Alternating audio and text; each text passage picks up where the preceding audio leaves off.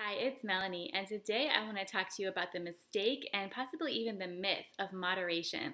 So, we've all heard everything in moderation, and I think we all kind of collectively agree that that's a healthy way to approach diet.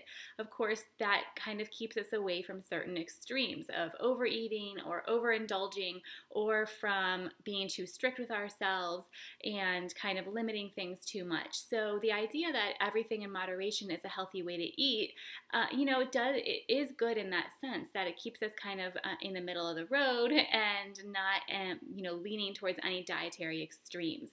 But in my work with my clients, I've noticed recently that when we're talking about using diet and food as a healing agent, that this idea of moderation kind of needs to be pushed aside.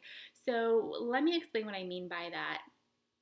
Basically, I've seen that sometimes, especially at the beginning of a healing protocol, we do need to be strict with certain things. So it's going to be different for everybody, but something like refined sugar, it's not really something I think anyone should have in moderation. I've been asked that question before, like, well, what do you recommend in terms of like how much sugar? And I'm like, well, I can't really recommend sugar.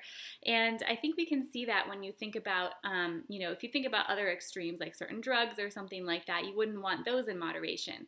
And everybody has foods potentially, especially if you're dealing with chronic conditions or chronic symptoms, you probably have foods that don't serve you as well as other foods. And we want to eliminate the foods that are causing you the most inflammation in your body. And that's really where moderation becomes tricky.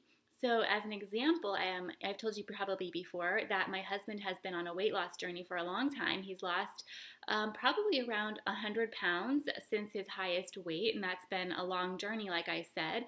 And one thing that we've noticed is that he has much more success when he follows his kind of diet that we've discovered works well for him consistently.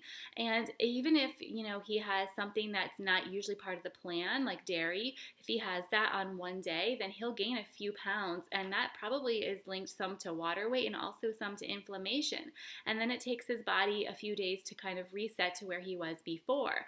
And you can think about this in your own situation, that if you're introducing inflammatory foods to your body every single week, even if it's only once a week on the weekend, then your body has to then work with that inflammation, try to bring it down, try to address that issue, and you're constantly in this back and forth struggle.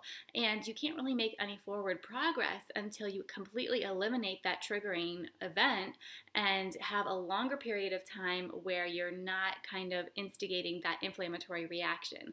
So I hope that made sense. I hope that was a clear example of why sometimes we need to ditch the moderation idea and figure out which foods are actually causing us trouble and eliminate them completely, at least for a period of time, to see what kind of forward progress we can make when we're not adding fuel to the fire every single day, every single week, or every so often. And I really see much more success in my practice when we can do that.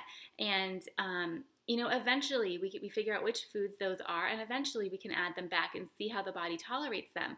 But before we do that, we want to make sure we're making forward momentum.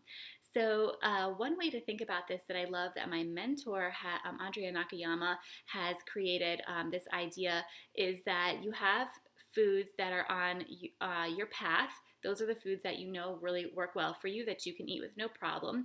And then you kind of have like this, straight road that you know to follow. And then you have foods that are kind of in your bike lane. If you think of a road with a bike lane, those are foods that, you can't really eat every single day. You could probably tolerate them on occasion, but they're not going to throw you into a tailspin, but they're not really supportive every day. And then you have the poison ivy foods on the outside.